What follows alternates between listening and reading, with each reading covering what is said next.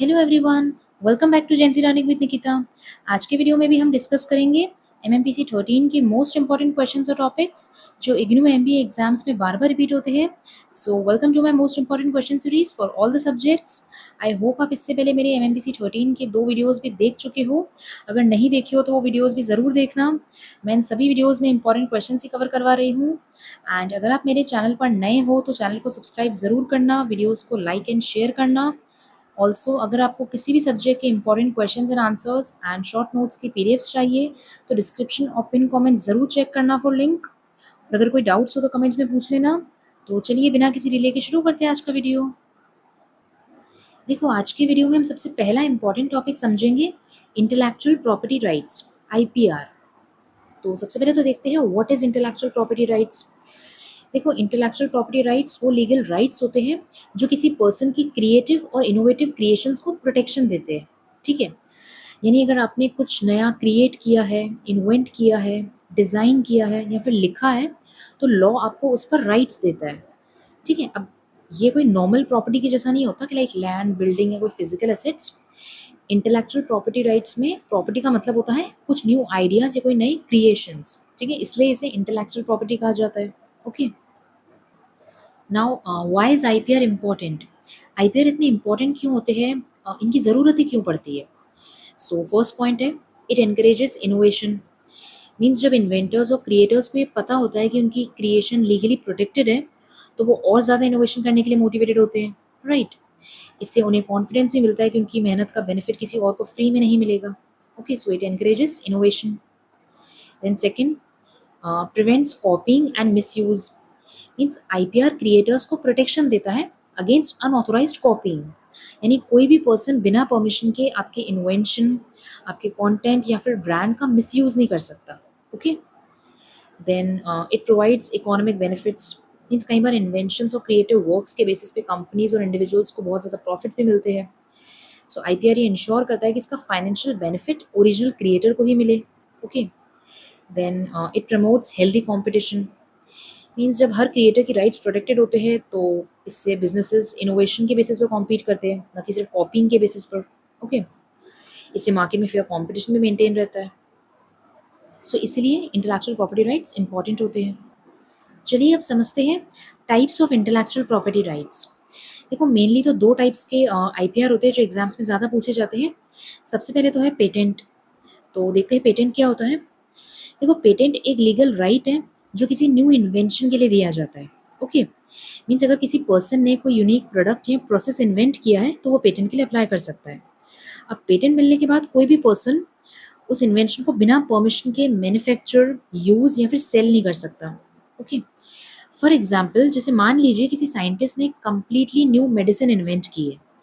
सो अगर उस इन्वेंशन पर उसको पेटेंट मिल गया तो उस मेडिसिन को कमर्शियली यूज़ करने का एक्सक्लूसिव राइट सिर्फ उस इन्वेंटर के पास ही होगा। Okay, so in simple words, patent protects inventions. ठीक है ना, पेटेंट्स इन्वेंशंस को प्रोटेक्ट करते हैं। उसके बाद सेकंड है कॉपीराइट। देखो, कॉपीराइट क्या होता है। कॉपीराइट क्रिएटिव वर्क्स को प्रोटेक्ट करता है। यानी अगर किसी ने कोई बुक लिखी है या कोई सॉन्ग कंपोज किया है या फिर कोई मूवी बनाई है या कोई सॉफ्टवेयर डेवलप किया है या फिर कोई आर्टिकल या फिर कोई कंटेंट क्रिएट किया है तो उस पर उसको कॉपीराइट दिया जाता है। ओके, मतलब उस पर उसका कॉपीराइट होता है। फॉर एग्जाम्पल, अगर किसी ऑथर ने एक नॉवल लिखी है तो कोई दूसरा पर्सन उस नॉवल को कॉपी करके अपने नाम से पब्लिश नहीं कर सकता। ओके, इसी तरह से कोई यूट्यूब वीडियोज़ है, एजुकेशनल नोट्स है, म्यूज़िक है, फिल्म्स है, इस पर भी कॉपीराइट प्रोटेक्शन होती है। ठीक है, सो कॉपीराइट क्या करते हैं, क्रिएटिव कंटेंट को प्रोटेक्ट करते हैं, क्रिएटिव वर्क को प्रोटेक्ट करते हैं। ओके, चलिए बातें हैं नेक्स्ट टॉपिक पे, कंपटीशन लॉ। देखो, what is competition law. Competition law वो लीगल फ्रेमवर्क है जो मार्केट में फेयर कंपटीशन को मेंटेन करता है और मोनोपोलीज या फिर अनफेयर बिजनेस प्रैक्टिसेस को रोकता है। ठीक है, इसका मेन ऑब्जेक्टिव ये होता है, ये इंश्योर करना कि बिजनेसेस हेल्दी कंपटीशन में रहे। ठीक है, और कंज्यूमर्स को बेटर प्रोडक्ट्स, बेटर क्वालिटी और रीजनेबल प्राइसेस मिल पाए।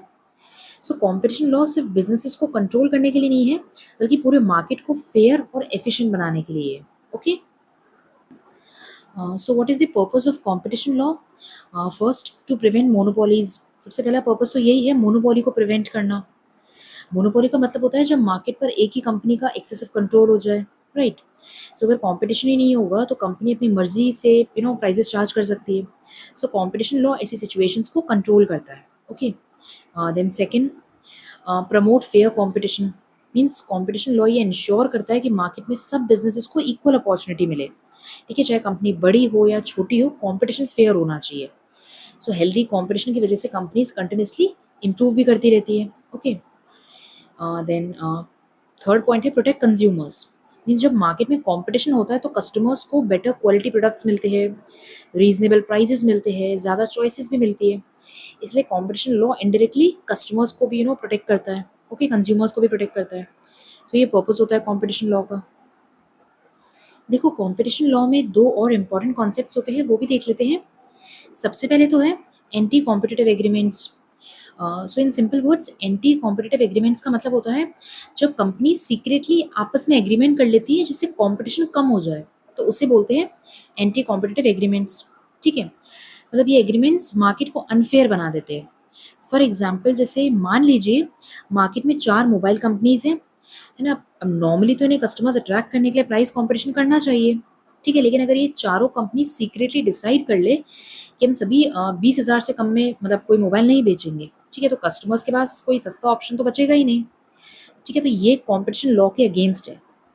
ओके, सो ये सब प्रैक्टिसेस कंपटीशन को रिड्यूस करती है और कंज्यूमर्स को भी इनडायरेक्टली नुकसान पहुंचाती है. Okay, so these are anti competitive agreements. Okay. उसके बाद सेकंड है अब्यूज ऑफ डोमिनेंट पोजीशन. देखो, डोमिनेंट पोजीशन का मतलब है मार्केट में किसी कंपनी का बहुत स्ट्रॉन्ग इन्फ्लुएंस या मार्केट पावर होना. ठीक है, अब एक बात ध्यान से सुनना, डोमिनेंट होना इलीगल नहीं है, लेकिन उस पावर का मिसयूज करना इलीगल है. ओके. फॉर एग्जाम्पल, जैसे मान लीजिए एक कंपनी मार्केट की सबसे बड़ी कंपनी है. सो अगर वो अपनी पावर का यूज करके अपने अपने कॉम्पिटिटर्स को मार्केट से बाहर निकालने की कोशिश करे, या फिर अनफेयर प्राइजेस चार्ज करे, या फिर सप्लायर्स पर प्रेशर डाले, या कस्टमर्स को फोर्स करे, तो इसे कहा जाता है अब्यूज ऑफ डोमिनेंट पोजीशन. ठीक है, इसका एक सिंपल सा एग्जांपल लेते हैं. जैसे मान लो एक बड़ा ऑनलाइन प्लेटफॉर्म जानबूझकर प्राइसेस इतना कम कर देता है कि छोटी कंपनी सर्वाइव ही नहीं कर पाए. सो जब कॉम्पिटिटर्स मार्केट से बाहर हो जाएंगे तो बाद में वो प्राइसेस बढ़ा देगा. ठीक है, तो ये होता है डोमिनेंट पोजीशन का मिसयूज करना. Okay, so this is abuse of dominant position. Okay, चलिए बातें हैं नेक्स्ट टॉपिक पे, consumer protection law. So what is consumer protection law? देखो, कंज्यूमर प्रोटेक्शन लॉ वो लीगल फ्रेमवर्क है जो कंज्यूमर्स को अनफेयर ट्रेड प्रैक्टिसेस और डिफेक्टिव प्रोडक्ट्स या फिर पुअर सर्विसेज से प्रोटेक्शन प्रोवाइड करता है. ठीक है, इसका ऑब्जेक्टिव होता है कि कंज्यूमर्स मार्केट में कॉन्फिडेंटली प्रोडक्ट्स और सर्विसेज परचेज कर पाए, और अगर उनके साथ कोई अनफेयर ट्रीटमेंट हो तो उन्हें लीगल रेमेडी मिल पाए. Okay, so this is consumer protection law. अब देखते हैं evolution of consumer protection law. Means इसका थोड़ा बैकग्राउंड समझते हैं. देखो, इंडिया में कंज्यूमर प्रोटेक्शन के लिए पहले कंज्यूमर प्रोटेक्शन एक्ट 1986 इंट्रोड्यूस किया गया था. उस टाइम ये लॉ कंज्यूमर्स के राइट्स को प्रोटेक्ट करने के लिए एक मेजर स्टेप माना गया था. ठीक है, लेकिन टाइम के साथ मार्केट भी एक्सपैंड हुआ, ऑनलाइन शॉपिंग का ट्रेंड आया, देन डिजिटल ट्रांजेक्शन्स भी बढ़ने लगे, इससे नए चैलेंजेस भी सामने आए. सो इसलिए गवर्नमेंट ने कंज्यूमर प्रोटेक्शन एक्ट 2019 इंट्रोड्यूस किया. अब ये लॉ पहले से भी ज़्यादा स्ट्रॉन्ग, मॉडर्न और कंज्यूमर फ्रेंडली है. ठीक है, इसमें online transactions, e commerce platforms और मिसलीडिंग एडवर्टाइजमेंट्स, इन सबको भी कवर किया गया. Okay, so this is the evolution of consumer protection law. अब देखते हैं what does consumer protection law cover. Means ये लॉ कंज्यूमर्स को किन सिचुएशंस में प्रोटेक्शन देता है. सबसे पहले तो है प्रोडक्ट डिफेक्ट्स. मीन जब प्रोडक्ट्स प्रॉमिस्ड क्वालिटी या फिर स्टैंडर्ड्स के अकॉर्डिंग ना हो. जैसे मान लो किसी ने रेफ्रिजरेटर खरीदा, अब वो कुछ ही दिनों में प्रॉपर्ली वर्क नहीं कर रहा, काम करना बंद कर दिया, तो ऐसी सिचुएशन में कंज्यूमर कंप्लेंट फाइल कर सकता है. Okay. Then second, poor service. Means इस लॉ के अंडर सिर्फ प्रोडक्ट्स ही नहीं बल्कि सर्विसेज भी कवर्ड है.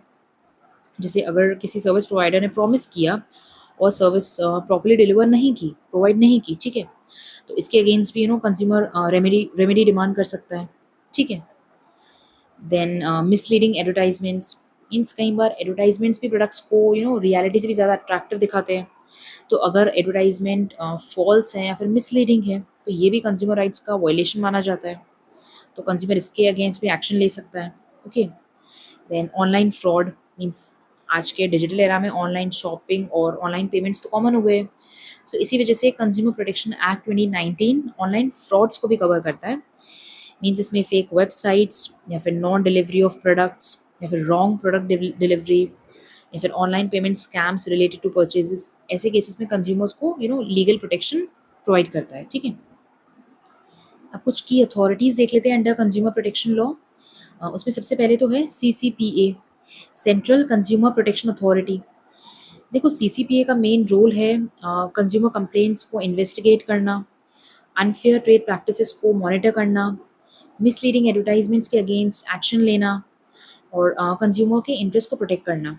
ठीक है, मतलब CCPA एक वॉच डॉग की तरह काम करता है। ओके, देन उसके बाद आती है कुछ कंज्यूमर कमीशंस। मीन्स कंज्यूमर्स को रेमेडीज प्रोवाइड करने के लिए डिफरेंट लेवल्स पर कमीशंस बनाए गए हैं, जैसे डिस्ट्रिक्ट कमीशन जो लोकल लेवल डिस्प्यूट्स को हैंडल करती है, देन स्टेट कमीशन मीन्स जो स्टेट लेवल पर अपील्स और हायर वैल्यू केसेस को हैंडल करती है, देन नेशनल कमीशन, ये highest level consumer dispute redressal authority होती है। ओके, सो ये कमीशंस कंपेंसेशन, रिप्लेसमेंट, रिफंड या फिर अदर रेमेडीज प्रोवाइड करती है कंज्यूमर्स को। ओके, चलिए अब कुछ ई कॉमर्स रूल्स भी देख लेते हैं। देखो ई कॉमर्स रूल्स 2020, ये ऑनलाइन शॉपिंग की रैपिड ग्रोथ को देखते हुए गवर्नमेंट ने कुछ स्पेसिफिक रूल्स इंट्रोड्यूस किए। ठीक है ना, अब इसकी कुछ की रिक्वायरमेंट्स क्या होती है for online platforms.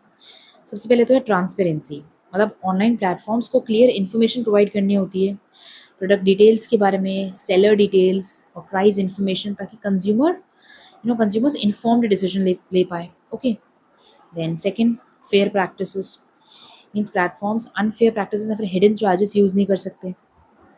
Then return and refund policies, means consumers को रिटर्न, रिप्लेसमेंट और रिफंड पॉलिसीज़ की क्लियर इन्फॉर्मेशन मिलनी चाहिए, इन्हें टर्म्स और कंडीशंस ट्रांसपेरेंट होनी चाहिए। Then consumer grievance mechanism, means e commerce companies को कंप्लेन हैंडलिंग मैकेनिज्म भी मेंटेन करना होता है, ताकि कंज्यूमर्स के इश्यूज जो है वो टाइमली रिजॉल्व हो पाए। ओके, सो ये कुछ ई कॉमर्स रूल्स होते हैं। Okay, so guys that's it for today's video. हमने अब तक MMPC 13 की most important topics and questions cover कर लिए हैं अब तक के इन 3 वीडियोज़ में। अगर पॉसिबल हुआ तो मैं एक और वीडियो बनाने का ट्राई करूँगी आप सभी के लिए, बट इन टॉपिक्स को बिल्कुल मिस मत करना। और अगर मेरे वीडियोज़ आपके लिए हेल्पफुल होते हैं तो आप मुझे कमेंट करके ज़रूर बताइए, और ऐसे ही और वीडियोज़ के लिए चैनल को सब्सक्राइब ज़रूर करना, वीडियो को लाइक एंड शेयर करना और अपने डाउट्स कमेंट्स में ड्रॉप कर देना। I am always there to help you guys. So see you in the next video, keep learning and all the best for your exams.